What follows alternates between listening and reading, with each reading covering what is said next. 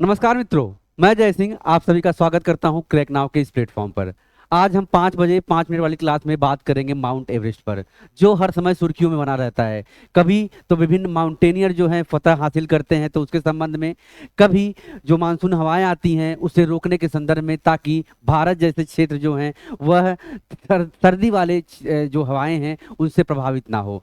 तो आज देखेंगे एक नया अध्ययन आया है जिसमें लगातार माउंटेन एवरेस्ट की जो ऊंचाई है वह बढ़ती हुई बताई जा रही है। तो देखेंगे पूरा माजरा क्या है। चलिए कहानी स्टार्ट करते हैं।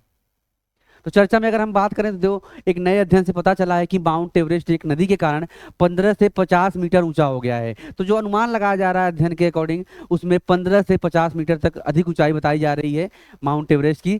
एक ताजा अध्ययन के अनुसार ये नदी दुनिया के सबसे ऊंचे पर्वत की तह से चट्टाने और मिट्टी को काट रही है।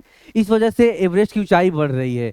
माउंट एवरेस्ट की ऊंचाई करीब 8,849 मीटर है। यूनिवर्सिटी कॉलेज ऑफ लंदन के शोधकर्ताओं ने दुनिया की सबसे ऊंची चोटी से 75 किलोमीटर दूर अरुण नदी के भूमि स्तर में बदलाव एवरेस्ट को हर साल 2 मिलीमीटर तक बढ़ा दे रही है, ऐसा अनुमान लगाया जा रहा है।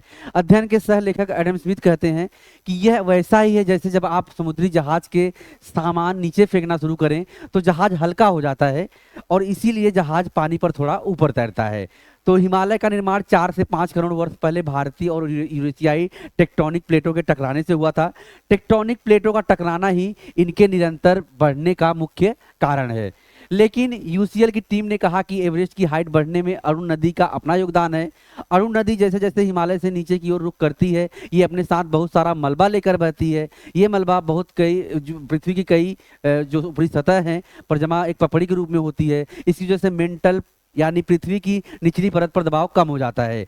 दबाव कम होने के कारण पतली परत उखड़कर ऊपर की ओर उठ जाती है और नदी के साथ बहने लगती है।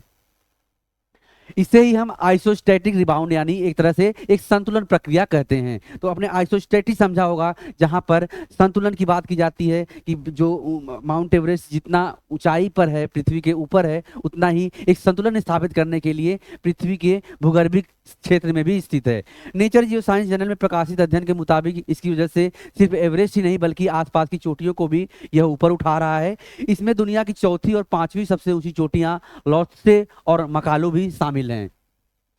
नदी के कटाव का असर अगर हम देखें तो इस शोध में जो भूवैज्ञानिक शामिल नहीं हुए हैं वो कह रहे हैं कि सैद्धांतिक तौर पर ये एक दिलचस्प बात है, लेकिन रिसर्च में बहुत कुछ ऐसा है जिसके बारे में निश्चित रूप से कुछ कह पाना अभी संभव नहीं है। एवरेस्ट चीन और नेपाल की सीमा पर दुनिया की सबसे ऊंची चोटी है और इसका उत्तरी किनारा चीन की ओर है।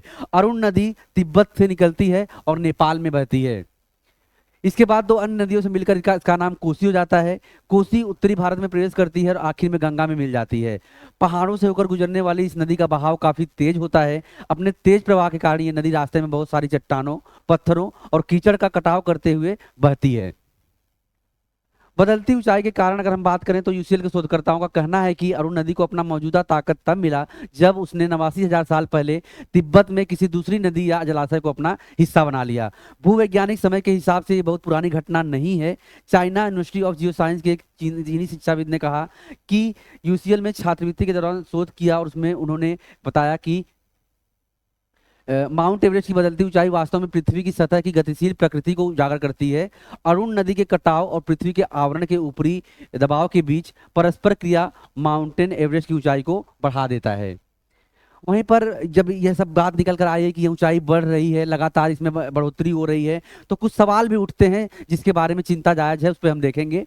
तो सवाल उठ रहे हैं कि यूसीएल के अध्ययन में कहा गया कि अरुण नदी जब अतीत में तिब्बत में एक अन्य नदी या जलाशय पर कब्जा किया, संभवतः उसके बाद इसने असाधारण मात्रा में चट्टानों और अन्य सामग्रियों को काटने की क्षमता हासिल की। इस अध्ययन का हिस्सा नहीं रहे एडिनबरा विश्वविद्यालय के एक मेंबर कहते हैं कि यूसीएल टीम ने ऊंचाई के लिए जिन कारणों की पहचान की थी वह उचित लगते हैं, लेकिन उन्होंने कुछ सवाल भी उठाए, जैसे नदी के कारण होने वाले कटाव की सटीक मात्रा और समय, या नदी अपने तल में कैसे नीचे की ओर कटान करती है और अपने चैनल को कैसे गहरा करती है। सिर्फ इस प्रक्रिया की वजह से आसपास की चोटियों का ऊंचा होना मुझे अनिश्चितता भरा लगता है। तो यहाँ पे संशय के भी सवाल उठ रहे हैं। जिस प्रकार से एक शोध दल यह कह रहा है कि ऊंचाई लगातार माउंटेन एवरेस्ट की बढ़ रही है, उसी प्रकार से एक संशय की भी स्थिति उत्पन्न हो रही है।